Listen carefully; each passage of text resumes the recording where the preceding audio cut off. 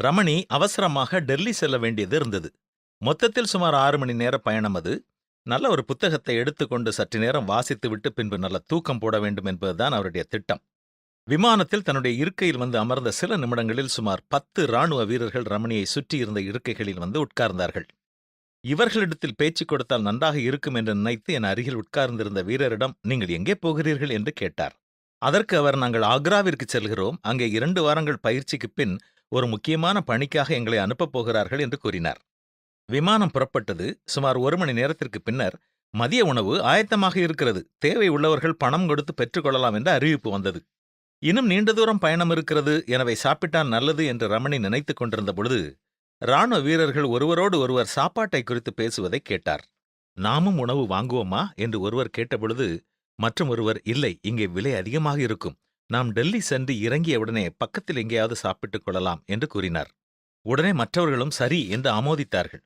ரமணி மெதுவாக தன்னுடைய இருக்கையை விட்டு எழுந்து விமான பணிப்பெண் இருக்கும் இடத்திற்குச் சென்றார்.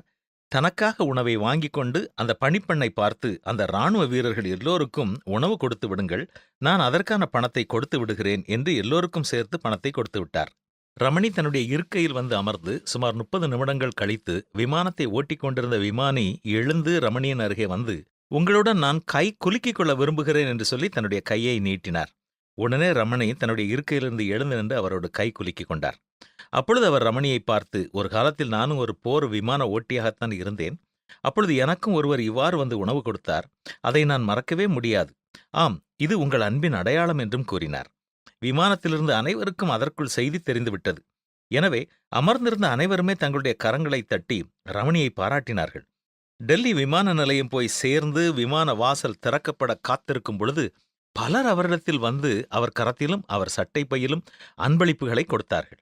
ரமணியும் விமானத்தை விட்டு இறங்கிய பொழுது அந்த ராணுவ வீரர்கள் ஒரே இடத்தில் நின்றார்கள்.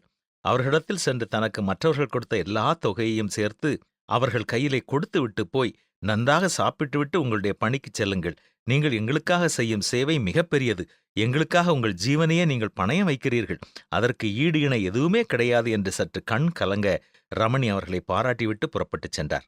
ஒருவன் நன்மை செய்ய அறிந்தவனாய் இருக்கும் பொழுது அதை செய்யத்தக்கவர்களுக்கு செய்யாமல் இருப்பான் என்றால் அது அவனுக்கு பாவம் என்றுதான் வேதமும் கூறுகிறது.